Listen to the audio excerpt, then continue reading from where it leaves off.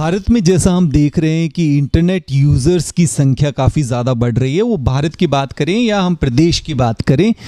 दूसरा, अगर हम सबसे ज़्यादा देखें कि मोबाइल फ़ोन जो कि एक हमारा अहम हिस्सा बन गया है, जिससे हमें सभी तरह की हमारे जो डे टू डे के काम हैं, चाहे इलेक्ट्रिसिटी बिल को आपको भरना है, चाहे आपको होटल बुकिंग करानी है, चाहे आपको फ़ीस पे करनी है, चाहे आपको किसी भी तरह की ऑनलाइन कोचिंग लेनी है, आप ये मान के चलिए कि वो एक आपका तीसरा हाथ है और हर समय हमें उसको अपने साथ रखना होता है, चाहे हम ट्रैवल कर रहे हैं, चाहे हम सो रहे हैं, चाहे हम खा रहे हैं। तो जिस तरह से मोबाइल यूज़र्स की संख्या ज़्यादा बढ़ी है, इंटरनेट यूज़र की संख्या ज़्यादा बढ़ी है, उसी तरह से अगर हम क्राइम भी देखें तो जैसे जिस तरह से पहले फ़िज़िकल क्राइम हुआ करते थे, इस तरह से आजकल डिजिटल क्राइम काफ़ी ज़्यादा बढ़ गया है।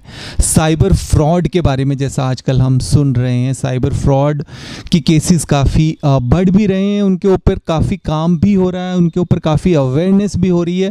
पर फिर भी एक ऐसा एक सेगमेंट क्या, हर एक एज ग्रुप, चाहे हमारे शहर के लोग हों, चाहे हमारे ग्रामीण वासी हों, हमारी महिलाएं हों, हमारा यूथ हो, सभी लोग इससे अफेक्टेड है और ख़ास तौर पे बुजुर्ग भी। तो ऐसा कोई एक स्पेसिफिक एज ग्रुप नहीं है जो वनरेबल है, सभी लोग इससे अफेक्ट हो रहे हैं। तो इसी पर चर्चा करने के लिए आज हमारे साथ हैं आईपीएस आदित्य सर, जो कि एसीपी है साइबर क्राइम, और वो एक राइट पर्सन है जो हमें सही जानकारी दे पाएंगे, एक उचित जानकारी हमें दे पाएंगे। तो उनसे हम जानने की कोशिश करेंगे कि किस तरह का साइबर क्राइम आजकल ज़्यादा प्रचलन में है, और सबसे पहले हम जानना चाहेंगे कि साइबर क्राइम है क्या। आदित्य सर, आपका बहुत बहुत स्वागत है समय देने के लिए। आपसे पहले जानना चाहेंगे कि साइबर क्राइम है क्या, आसान शब्दों में अगर आप दर्शकों को समझा पाएँ। देखिए, अगर मैं एक सरल और स्पष्ट भाषा में बात करूं, तो कोई भी ऐसा क्राइम जो कि किसी डिजिटल प्लेटफॉर्म से, डिजिटल डिवाइस के द्वारा, किसी नेटवर्क के द्वारा एज अ टारगेट या फिर एज अ सोर्स यूज़ करके हम करते हैं, उसे साइबर क्राइम कहते हैं। फॉर एग्ज़ाम्पल, कोई मोबाइल फ़ोन से कोई अगर कुछ ऐसी आपत्तिजनक पिक्चर अपलोड करता है, कोई फेक न्यूज़, फेक रूमर्स आपके साथ कुछ ऐसी लिंक भेजता है जिसे क्लिक करके वायरस आपके फ़ोन में आ जाता है, या फिर वॉइस चेंजर से आपको फ़ोन करके कोई थ्रेट दे या फिर कोई ऐसा लुभावना लालच दे कि आप उसके प्रलोभन में आके अपने पैसे गंवा बैठे। तो ये सारी ही चीज़ें जिसमें एक डिजिटल मीडियम, वो आपका फ़ोन, लैपटॉप, कंप्यूटर कुछ भी हो सकता है, उसका इस्तेमाल हो और आपके साथ में कोई भी क्राइम किया जाए, चाहे वो फाइनेंशियल फ्रॉड की टर्म में हो या आपके साथ साइबर बुलिंग के टर्म में हो, या कोई भी ऐसे जिससे आपको डिफेम किया जाए, लॉ एंड ऑर्डर का इशू बने, ये सारे ही साइबर क्राइम की परिधि में आते हैं। ठीक है आदित्य सर, जैसा आपने बताया कि साइबर क्राइम एक्चुअल में है क्या, पर अगर हम बात करें इसके कारणों की, कि ये भी एक बहुत बड़ा बीमारी की तरह फैलता जा रहा है और हर बीमारी के पीछे कोई ना कोई कारण होता है, तो जो साइबर क्राइम बढ़ रहा है इसके पीछे आप क्या समझते हैं, क्या कारण है? देखिए, जितना साइबर क्राइम को स्टडी करके उनके विक्टिम या फिर एक्यूज से बात करके समझ में आया है, अगर मैं साइबर क्रिमिनल के पर्सपेक्टिव से बात करूं, तो वो बेसिकली दो चीज़ों को टारगेट करता है। पहला, हमारे फियर को, और दूसरा ग्रीड को। जैसे कि आपने कहा है कि इससे कोई भी सेक्शन, कोई भी एज ग्रुप अछूत नहीं रहा है। अभी हम जो साइबर क्राइम देखते हैं, अगर मैं एज ग्रुप के टर्म्स में उसे डिवाइड करूं, तो जो कॉलेज गोइंग हमारा जो भी यूथ है अप टू 18-21 ईयर्स, ज़्यादातर केसेस में उनकी ग्रीड को वो बेसिकली टारगेट करते हैं कि आप घर बैठे कमाएं 5,000 रुपये। तो उन्हें लगता है, एक ऐसा लालच दिया जाता है कि बहुत इजी वे में आप बैठे बहुत पैसे कमा सकते हैं। जब यही एज ग्रुप 20 से 55 या 60 तक जाता है, जो कि वर्किंग ग्रुप हैं, ये उसमें मिक्स रहता है। कुछ लोगों को थ्रेट करके, फियर से, आपको फ़ोन आता है कि आपका बच्चा या बच्ची का एक्सीडेंट हो गया या फिर पुलिस कस्टडी में है, आपसे एक्सटॉर्शन किया जाता है।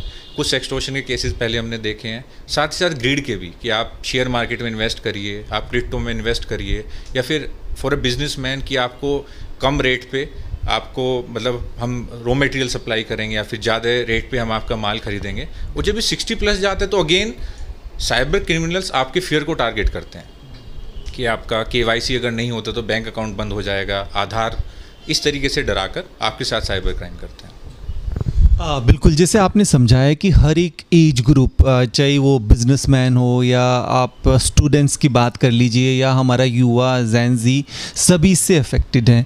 बट इसमें मैं जानना चाहूँगा कि क्या महिलाएं भी ख़ास तौर पे जो घर पे काम करती हैं, विमेन, आपको इस तरह की शिकायतें भी मिलती है कि वो भी साइबर ठगी का शिकार होती हैं? ऐसे भी प्रकरण आते हैं। और देखिए, ज़्यादातर जो केसेस हम देखते हैं, मतलब खासकर हाउस वाइफ्स या जो गृहिणी हमारे सोसाइटी में हैं, उनके साथ में जनरली फ्रॉड होते हैं कि कोई लिंक उन्हें भेजी गई, कोई डिलीवरी के नाम पे कि आपका पार्सल डिलीवर होने वाला है, ओटीपी शेयर करके, अगर बैंक अकाउंट से नंबर लिंक है तो फ्रॉड्स, या फिर कोई ऐसी लिंक इंस्टॉल करा दी जाती है जिससे कि वायरस इंस्टॉल करके सारी डिटेल्स फैच करके साइबर फ्रॉड होते हैं। इसके अलावा कई बार केवाईसी के नाम पे भी ऐसे फ्रॉड देखने में मिलते हैं कि आपका गैस कनेक्शन कट जाएगा, आपका आधार नंबर ये लिंक नहीं है या फिर आपका बैंक अकाउंट नहीं है, तो ओटीपी की मदद से फिर उनके साथ में साइबर फ्रॉड किया जाता है। देखिए, इसमें एक चीज़ और है सर, जो समस्या चैलेंज क्या आता है कि कई बार जैसे हम अपनी कोई बीमारी को छुपाते हैं, तो उसी तरह से जो साइबर क्राइम है, बाकी कोई फिज़िकल क्राइम होता है, चेन स्नेचिंग हो गई, उसके लिए तुरंत जाके पुलिस स्टेशन में कंप्लेंट कर देते हैं। पर साइबर क्राइम को अभी भी हमें लगता है, ऐसा महसूस होता है कि हम छुपाते हैं और थोड़ा डिले बताते हैं कि अब वो ऐसा लोग क्यों करते हैं? आपको क्या लगता है इसके पीछे क्या साइकोलॉजी है और वो आपके पास लेट क्यों पहुंचते हैं? देखिए, मैं उसमें समझता हूँ कि इसमें कई सारे कारण हैं। पहला तो लैक ऑफ अवेयरनेस। इस तरह के क्राइम हम पढ़ते भी कम है, सुनते भी कम है, तो लोगों को कई बार पता नहीं होता कि अब रिएक्ट कैसे करें। सेकेंडली, क्राइम का जो रूप है वो इस तरीके का है कि क्राइम होने के बहुत समय बाद लोगों को समझ आता है कि क्राइम हो चुका है। और तीसरा, कई बार ये देखिए कि चाहे मीडिया हो या फिर लॉ इन्फोर्समेंट एजेंसी, हमारी तरफ से भी कहीं ना कहीं कम्युनिकेशन गैप रहता है, जिसकी वजह से लोगों को किस मीडियम पे, किस मोड पे वो अपनी कंप्लेंट रजिस्टर करा सकते हैं, और ये उम्मीद कि उनका पैसा है जो फ्रॉड हुआ है उसमें भी कार्रवाई करके उन्हें न्याय दिलाया जा सकता है। तो कहीं ना कहीं हमें तीनों ही चीज़ों पे ध्यान देने की आवश्यकता है।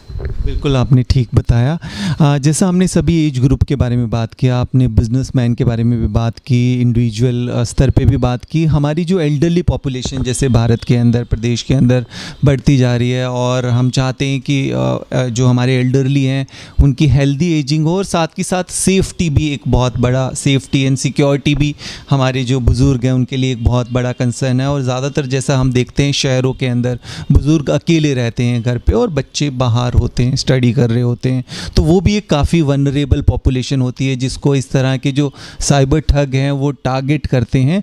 तो बुज़ुर्गों के साथ किस तरह के साइबर फ्रॉड्स होते हैं, और ऐसी क्या क्या चीज़ें ध्यान रखें हमारे जो बुज़ुर्ग हैं जो इस तरह के साइबर ठगी का शिकार ना बने? देखिए, जैसा मैंने आपसे बताया, अगर मैं पिछले 1 साल का साइबर कंप्लेंट्स का और साइबर केसेस का डेटा अगर एनालाइज करूं, तो मेजॉरिटी ऑफ केसेस में जो हमारी सीनियर सिटीजन्स हैं, उन्हें जो टारगेट का जो मोडस ऑपरेंडी रहा है वो है उनके फियर को टैप करके। जो हमारे रिटायर्ड गवर्नमेंट ऑफिशियल्स हैं उनके साथ कि आपकी पेंशन अगर नहीं मिली है, या फिर आप इसमें अगर इन्वेस्टमेंट करते हैं तो इस स्कीम में और फ़ायदा होगा, इस तरीके से फाइनेंशियल फ्रॉड उनके साथ काफ़ी सारे केसेस में किए गए हैं। कुछ केसेस पहले और तरीके से किया गया कि उनके रिलेटिव्स या उनके बच्चे अगर पास में नहीं रह रहे हैं तो फ़ोन करके कि आपका बच्चा या बच्चे का एक्सीडेंट हो गया, मुसीबत में है और आपको ये यूपीआई पे आप पेमेंट करना है। तो इस तरीके भी स्मॉल ट्रांजैक्शंस में कई बार फ्रॉड के केसेस सामने आए। फर्दर कई बार क्या होता है कि एक जो नए तरह के फ्रॉड्स होते हैं उनकी अवेयरनेस उस तरीके की सोसाइटी में नहीं है, तो अगेन इसमें भी जो हमारे less than 21 years, under 20 years हैं या फिर अबव 60 ईयर्स हैं, वो एक वनरेबल सेक्शन बन जाता है। तो उसमें भी कई बार आवाज़ बदल के या फिर केवाईसी के नाम पे या फिर इन्वेस्टमेंट के नाम पे इस तरह के फ्रॉड सामने आते हैं।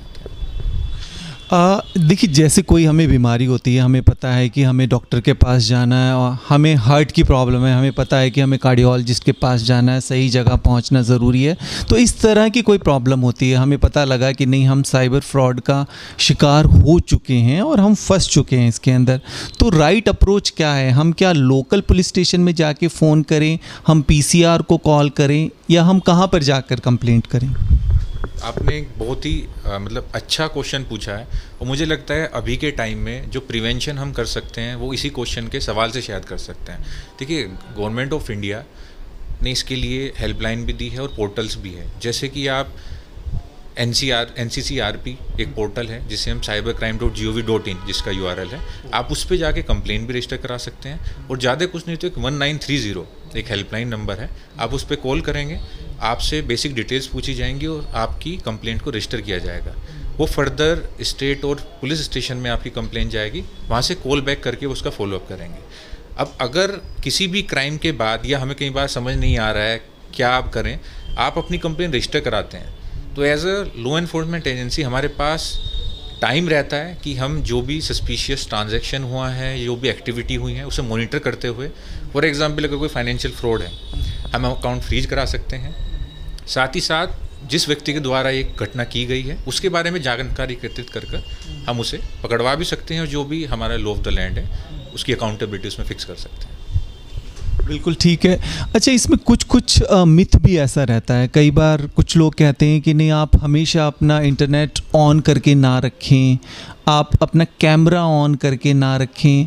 तो क्या ये चीज़ भी ठीक है? बिकॉज़ जो बिजनेसमैन है, जिसको काम करना है, जो स्टूडेंट है, उसकी ऑनलाइन क्लासेस होती है, तो प्रैक्टिकली तो वो पॉसिबल नहीं हो सकता। तो ऐसा कुछ ज़रूरी है कि हम अपना इंटरनेट हमेशा बंद रखें?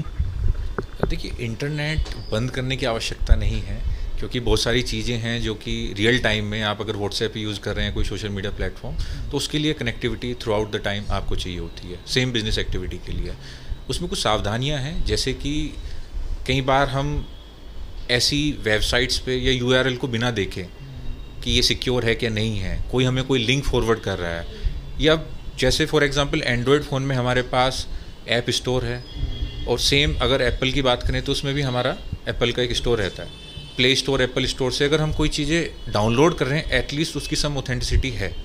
बट हम किसी लिंक से डायरेक्ट डाउनलोड कर सकते हैं, तो हो सकता है कोई मैलिशियस लिंक हो जिससे कोई वायरस आपके फ़ोन में इंस्टॉल हो जाए, आपकी डिवाइस में, जो कि आपकी इन्फॉर्मेशन को कॉम्प्रोमाइज़ कर सकता है। जैसा आपने बात की कि जो भी कैमरा है, बाकी चीज़ों को बंद करना चाहिए, तो उसमें बेसिकली सावधानी ऐसी है कि अब क्योंकि ये हमारा कम्युनिकेशन डिजिटल मोड में हो रहा है, तो हो सकता है कोई man in the middle attack या कोई हैकर टारगेट करके आपके सिस्टम को कर ले। उसके लिए आप फिजिकल डिवाइस की बात करें तो उसके लिए सॉफ्टवेयर्स आते हैं, आप उसमें फायरवॉल अपनी एक्टिवेट कर सकते हैं, एंटीवायरस इंस्टॉल कर सकते हैं। कहीं किसी पब्लिक प्लेस में, साइबर कैफ़े में आप जाते हैं, अपने जीमेल अकाउंट या कोई भी प्राइवेट अकाउंट से लॉगिन करते हैं, जाने से पहले इंश्योर कर लें कि वो लॉग आउट करें। आपके जो भी ऑनलाइन, चाहे वो आपकी नेट बैंकिंग है या कोई दूसरे अकाउंट्स हैं, टाइम टू टाइम आप उसका पासवर्ड भी चेंज करते रहें।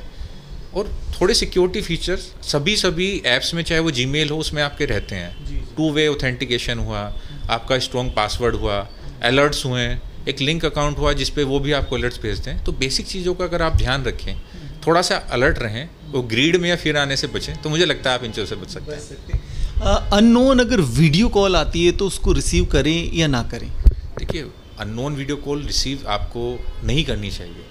आप अगर देखें तो लास्ट ईयर काफ़ी सारे केसेस सेक्सटॉर्शन के आए, जिसमें आपको अननोन नंबर से कॉल आई, आपने रिसीव की, ब्लैंक स्क्रीन, फ़ोन कट जाता है। कुछ टाइम बाद आपको फिर मैसेज आता है कि आपकी ऐसी वीडियो है, और कहीं ना कहीं आपको डराकर एक्सटॉर्ट करने की कोशिश की जाती है। अब पहला ये, दूसरा वर्स्ट केस ये हो सकता है कि आप किसी जाने वाले ने आपको वीडियो कॉल की, बट आप अगर रिसीव नहीं भी करेंगे तो आपको टेक्स्ट करेगा। अब जब आप श्योर हो जाएं कि ये आपका नॉन पर्सन है, एटलीस्ट तब आपको ये करना चाहिए। बिल्कुल। सेक्सटॉर्शन की जैसे आपने बात की, तो थोड़ा सा हमें दर्शकों को समझाना पड़ेगा कि सेक्सटॉर्शन का शिकार वो ना हो, कैसे उससे बच सकते हैं। देखिए, अगर पहले सेक्सटॉर्शन की मैं बात करूं तो सेक्सटॉर्शन बेसिकली एक इस तरीके का साइबर अपराध है साइबर डोमेन में, जिसमें आपके कुछ फ़ोटो या वीडियो को मॉर्फ कर आपको डराया जाता है और आपसे कहा जाता है कि आप इतना पैसा ट्रांसफ़र करिए, नहीं तो या तो हम इन्हें शेयर कर देंगे आपके परिवारजनों के साथ में, या फिर as a law enforcement agency की तरफ से वो फेक अकाउंट से आपको बात करेंगे कि मैं एक पुलिस वाला बात कर रहा हूँ, आप या तो इसमें हमारी बात मानिए, नहीं तो हम आपके खिलाफ एक्शन लेंगे। बेसिकली इससे बचने का तरीका ये है कि कभी भी आपको इस तरह का कोई थ्रेट देता है या आपके पास कोई कॉल आती है, तो उसकी शिकायत आप तुरंत आपके पास जो भी थाना है, पुलिस स्टेशन है, आप वहाँ इन्फॉर्म करिए। पुलिस आपकी मदद करेगी, लेकिन कई बार हमें डर लगता है कि हमारी प्राइवेसी का उल्लंघन हो गया, समाज क्या कहेगा, और इसी चीज़ को टारगेट कर कर आपको इसमें एक विक्टिम बनाया जाता है। बिल्कुल ठीक है। इसके अलावा आजकल कुछ समय से हम देख रहे हैं कुरियर को लेके कुछ तरह के फ्रॉड, साइबर फ्रॉड देखे जाते हैं कि आपके नाम से ये कुरियर आया है और उसमें कुछ वो ड्रग वाला एलिमेंट भी ऐड कर देते हैं।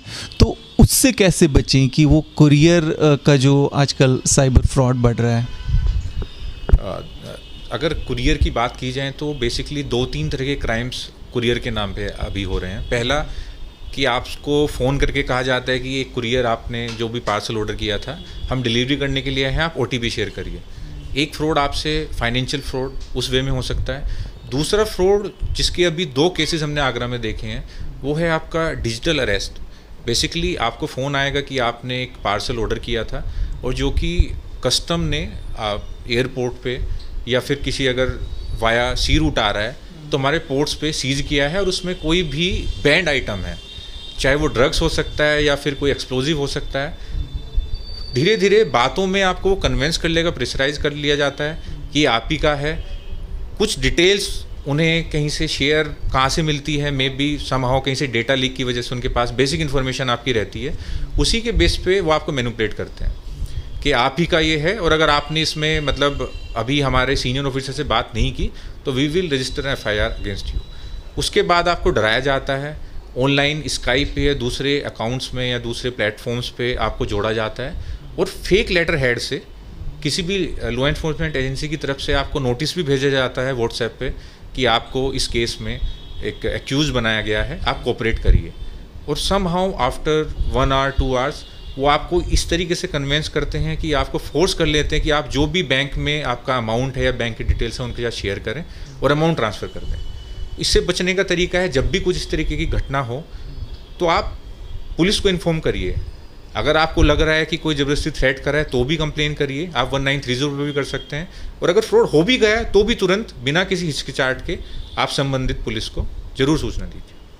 बिल्कुल, आपने इसको बिल्कुल विस्तार से बताया। एक दूसरा, जैसे आजकल IPO का प्रचलन काफ़ी ज़्यादा और हर दिन कोई नया IPO आता रहता है जिसमें SME IPO भी रहता है और ट्रेडिंग भी काफ़ी पॉपुलर है। और आजकल सभी लोग घर से सोचते हैं कि भाई ये एक बहुत अच्छा सोर्स है इनकम का, तो इन्वेस्ट करना चाहिए। तो ये IPO में हम किस तरह से कई बार साइबर ठगी का शिकार हो जाते हैं और इसमें कई बार हमें पता भी नहीं होता, हम किसी ग्रुप के अंदर ऐड हो जाते हैं और कई बार उस ग्रुप में देखते हैं तो कुछ नामी लोग भी होते हैं, तो वो सब क्या है?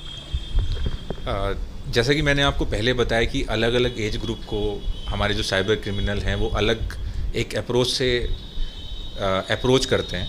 अब जैसे अगर हम शेयर मार्केट की बात करें, IPOs की बात करें, तो वहाँ पे वो हमारी ग्रीड को बेसिकली टारगेट करते हैं।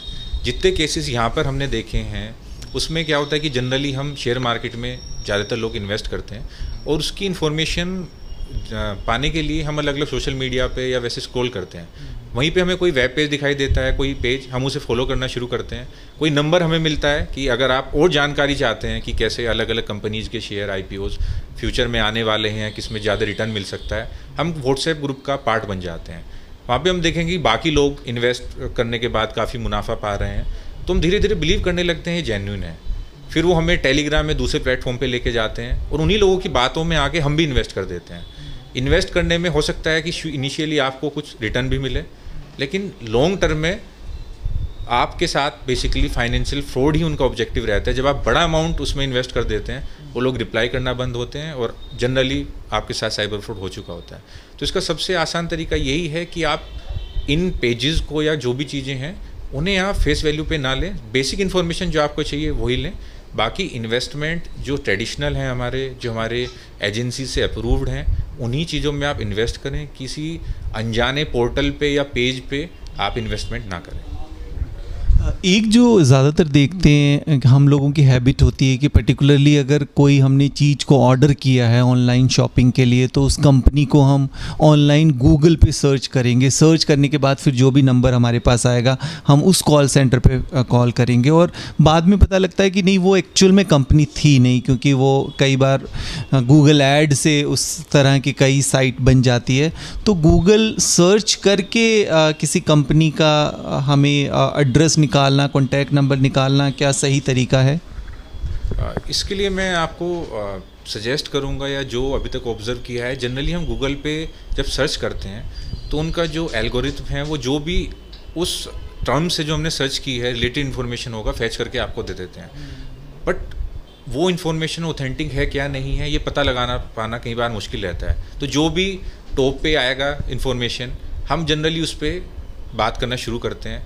और ऐसी पॉसिबिलिटी है कि वो सामने वाला बंदा जानबूझकर उसने इन्फॉर्मेशन इस तरीके से पोस्ट की है कि वो आपके साथ में एक साइबर फ्रॉड कर सके। कई सारे केस यहाँ पर हुए हैं इस तरीके से। इसका सबसे अच्छा जो एक प्रिवेंशन है वो है कि जब आप सर्च करते हैं, सर्च करने के बाद ऑप्शंस आते हैं, तो जो भी साइट पर्टिकुलर उस जो आप सर्च कर रहे हैं उसकी साइट है तो उसका एक्सटेंशन देख लीजिए। उसके URL में HTTPS है जो कि जनरली सिक्योर माना जाता है। आप उस वेब पेज को विजिट करिए, आपको समझ आ जाएगा। जो जेन्युइन साइट्स होंगी उनका अगर ग्राफिक यूज़र इंटरफेस है, जिसे कहेंगे जो सामने हमारे पेज खुला है उसकी क्वालिटी में, उस पर किस तरीके से अलग अलग कॉलम होंगे, कॉन्टैक्ट की इन्फॉर्मेशन जो होगी, और जो एक बेसिकली फेक या कहेंगे साइबर क्रिमिनल्स जो करते हैं उसमें काफ़ी भिन्नता रहेगी।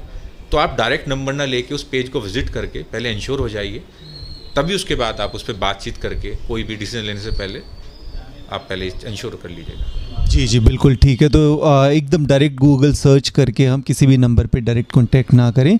और इसके अलावा अगर हम देखते हैं तो कुछ तरह के क्राइम अगर बात करें तो ज़्यादातर क्रेडिट कार्ड को लेके या डेबिट कार्ड को लेके रहते हैं, तो उसमें क्या सावधानियाँ बरतें? क्रेडिट कार्ड की जो जनरली हमारे साथ में फ्रॉड रहते हैं उसमें कई बार ट्रांजैक्शन या तो जाने अनजाने में हम कहीं इन्फॉर्मेशन अपनी शेयर कर देते हैं, बाद में पता चलता है, या फिर कई बार कुछ डेटा लीक्स या जैसे भी जो फ्रॉड्स होते हैं उसकी सबसे सावधानी यही है कि अगेन जैसे मैंने आपको बताया कि आप अवेयर रहें, आप क्या कार्ड यूज़ कर रहे हैं, अपनी नेट बैंकिंग या ऑनलाइन लॉगिन करके पोर्टल में आप टाइम टू टाइम चेक करते रहें, अपनी स्टेटमेंट देखते रहें, पासवर्ड चेंज करते रहें।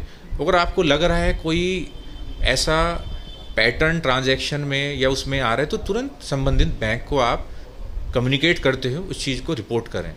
बिकॉज ये ऐसा RBI की गाइडलाइंस में भी है कि अगर यूज़र की उसमें कोई गलती नहीं है तो बैंक जो भी उसके साथ में जो नुकसान होता है उसकी भरपाई करता है। समस्या उत्पन्न तब होती है कि जब हम इसमें डिले करते हैं या रिपोर्ट नहीं करते, तब हमें ना तो हमारा रिटर्न मिल पाता है और ना ही हम as a law enforcement agency के पर्सपेक्टिव से हम साइबर अपराधियों तक पहुंच पाते हैं।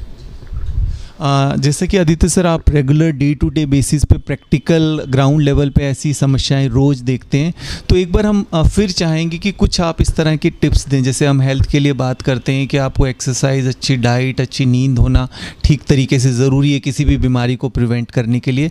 तो साइबर क्राइम को प्रिवेंट करने के लिए कुछ 4 या 5 इस तरह के टिप्स आप बताइए ताकि हम उस तक पहुँचे ही ना, उस तरह के क्राइम का शिकार बने ही ना।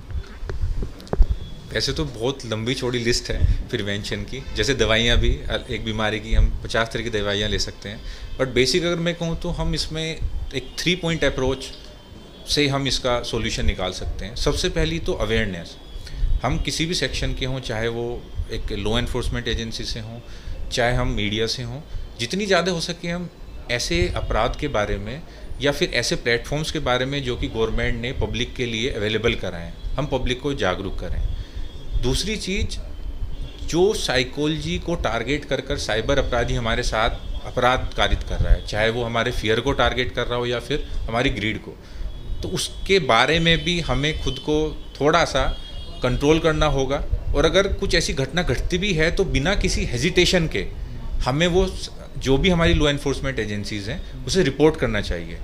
तीसरा, कई बार हम अगर कुछ क्राइम हमारे साथ हुआ है हम रिपोर्ट तो करते हैं पर पूरी जानकारी हम शेयर नहीं करते। अब उसकी वजह से समस्या ये आती है कि एक साइबर अपराधी को जिसे हम तुरंत पकड़ सकते थे और उसे दोबारा से अपराध करने से रोका जा सकता था, आधी अधूरी जानकारी की वजह से उसमें डिले होता है, तब तक 1-2 और लोग विक्टिम बन चुके होते हैं।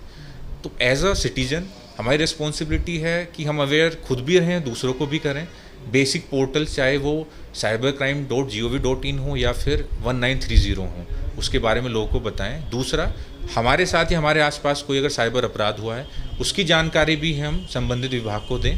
और तीसरा, जानकारी पूरी दें किसी तरह का हेजिटेशन, चाहे हम विक्टिम हो या जाने अनजाने हमने कारित किया हो, उसमें किसी भी तरह की कोई जानकारी छुपाए ना। As a law enforcement agency की तरफ से हम ये 3 चीज़ें आपसे एक्सपेक्ट करते हैं। अगर समय पे हमें मिल जाए तो हमारी पूरी कोशिश रहती है कि विक्टिम के साथ न्याय हो, साइबर अपराधियों की अकाउंटेबिलिटी फिक्स की जाए।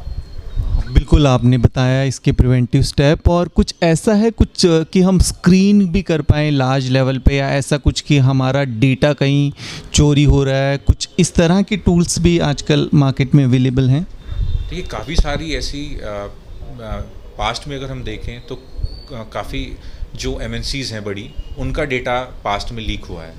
तो जैसे डोमिनोज़ का पहले हुआ था, कुछ एयरलाइंस का भी हुआ है। तो डेटा आपका ओपन डोमेन में है, कोई भी एक्सेस कर सकता है। उसका मैं अभी अलग से आपको लिंक शेयर कर दूंगा, जिसमें आप भी चेक कर सकते हैं अपना नंबर यूज़ करके कि क्या आपका डेटा लीक हुआ है कि नहीं हुआ है। इसके लिए मैं आप लोगों से ये रिक्वेस्ट करना चाहूँगा कि कभी भी हम जैसे कोई ऑनलाइन अगर ऑर्डर भी करते हैं या फिर टिकट बुक करते हैं, उसमें ऑप्शन आता है कि save password for this site और save these information for future transaction. ऐसा ना करें। आपका ट्रांजैक्शन होने के बाद या वो पर्टिकुलर जो भी आप एक्टिविटी कर रहे हैं करने के बाद उन्हें वहाँ से डिलीट कर दें। कई बार क्या होता है कि हम डेटा हमारा उसमें सेव रहता है और बाद में कोई भी एक्सेस कर सकता है, या फिर कई बार डेटा लीक होता है, तो काफ़ी इसकी संभावना रहती है कि वो डेटा आपका लीक हो जाए। जी जी बिल्कुल। एक अंतिम सवाल ये रहेगा कि जैसा आजकल हम देखते हैं कि कुछ वेबसाइट्स होती है, वेब पोर्टल्स होते हैं, जहाँ पर हम सस्ता सामान लेने के चक्कर में कई बार हमें लगता है कि मोबाइल फ़ोन है और आधे से भी कम दाम में है, कार या और भी किसी भी तरह की चीज़ों की हम बात करें इलेक्ट्रॉनिक डिवाइस की, तो उसके लिए फिर जब हम क्लिक करते हैं और जब उसमें नेगोशिएशन होता है तो वो प्राइस बहुत कम बताते हैं। तो ऐसे में आप दर्शकों को क्या एडवाइस करना चाहेंगे कि उसकी ऑथेंटिसिटी की जानकारी कैसे लें? देखिए अगेन जैसा हमारी शुरुआत हुई थी, जब हम सस्ते की तरफ जाते हैं फिर से हमारी ग्रीड और साइबर क्राइम के लिए अगेन एक प्लेटफॉर्म हो जाता है कि हमारी ग्रीड को टैप किया जाए। तो अगेन उसमें कई बार कुछ जेन्युइन प्लेटफॉर्म्स भी ऑफ़र दे के आपको सस्ती चीज़ें देते हैं। तो उसके लिए ज़रूरी है, अगर पुराना है तो कोई पुरानी साइट है, ऐसी प्लेटफॉर्म है, कोई ई-कॉमर्स कंपनी आपको ऑफ़र कर रही है, तो फिर ठीक है, चीज़ें आप चेक कर सकते हैं। कोई अगर नया वेबसाइट प्लेटफॉर्म ऑफ़र कर रहा है, आप रिव्यूज़ देख सकते हैं, आप चेक कर सकते हैं कि ये पर्टिकुलर कंपनी या फिर साइट कब से एक्टिव है। अगर कोई लेटेस्ट है तो चांसेस हैं कि वो आपके साथ फ्रॉड करने के लिए ही आया। जैसा कि अभी बिल्कुल इंडिपेंडेंस डे है साथ में, और इंडिपेंडेंस डे के टाइम पे भी आप देखते हैं कि साइबर क्राइम थोड़े ज़्यादा होते हैं इस तरह के टाइम पे। देखिए कोई डेटा ऐसा नहीं है, बट जनरली जब भी कोई ऐसा इम्पोर्टेंट सेलिब्रेशन या कोई ऑस्पिशियस डे, फेस्टिवल्स, तो एक इमोशंस रहते हैं कि हम ज़्यादा ख़रीदारी करें, छुट्टियों को परिवार के साथ एंजॉय करें। तो उसी में हम कई बार इंटरनेट, सोशल मीडिया पे ऐसे प्लेटफॉर्म एक्सप्लोर करते हैं जहाँ पे अच्छी चीज़ें कम दाम में मिल जाएं, और हम उस ऑफ़र के चक्कर में अगेन फिर ग्रीड की वजह से हम साइबर विक्टिम बन जाते हैं। जी बिल्कुल। देखिए जैसे पुलिस अभी काफ़ी इसके ऊपर काम कर रही है, आगरा पुलिस, और आपकी साइबर सेल भी काफ़ी अवेयरनेस के ऊपर काम कर रही है, कम्युनिटी पुलिसिंग पे काम कर रही है। तो और आपके किस तरह की इनिशिएटिव है जिसमें हम साइबर फ्रॉड की रोकथाम कर सके? जैसा हमने देखा भी है कि आप कॉलेजेस और स्कूल वगैरह में जाकर भी अवेयर करते हैं हमारे यूथ को, और ऐसी कोई इनिशिएटिव या और ऐसी कैंपेन जो अभी आपकी साइबर सेल चला रही है लोगों को और सेंसिटाइज करने के लिए? देखिए इनिशिएटिव्स बेसिकली जैसा आपने बताया, हमारा जो मेन इन्वेस्टमेंट है या हम जो स्ट्रेंथ देखते हैं अपनी सोसाइटी की, वो हमारी स्कूल और कॉलेज गोइंग जो पॉपुलेशन है। तो सबसे पहले तो हम मेन उन्हीं से इंटरेक्शन करते हैं, अलग अलग प्लेटफॉर्म पे हमारी टीमें जाती हैं, उन्हें डिस्कस करते हैं कि कैसे साइबर क्राइम है, अभी ट्रेंड क्या है, कैसे बचा जा सकता है, और कैसे वो भी एक तरह से पुलिस के लिए इंटेलिजेंस कलेक्ट कर सकते हैं, हमारे हैंड्स बन सकते हैं। दूसरी चीज़, जब भी कोई इस तरह का साइबर अपराध होता है तो हम अपने जो मीडिया बंधु हैं उनके साथ भी उन चीज़ों को शेयर करते हैं, और उनसे भी उम्मीद करते हैं कि वो अपने डिजिटल और इलेक्ट्रॉनिक दोनों प्लेटफॉर्म से पब्लिक के सामने ये चीज़ें पहुँचाएँ, उन्हें भी अवेयर करें। और तीसरा, समय समय पर अलग अलग प्लेटफॉर्म्स पे इंडिविजुअल हम किसी इंस्टीट्यूशन में ना जाके हम एक्सपर्ट से भी बात करते हैं, उनके थ्रू भी हम ये मैसेज स्प्रेड कराने की कोशिश करते हैं कि आज के टाइम में ये भी एक बहुत बड़ा चैलेंज है जो कि साइलेंटली बहुत लोगों को अफेक्ट कर रहा है। आदित्य सर, आपका बहुत बहुत धन्यवाद। धन्यवाद।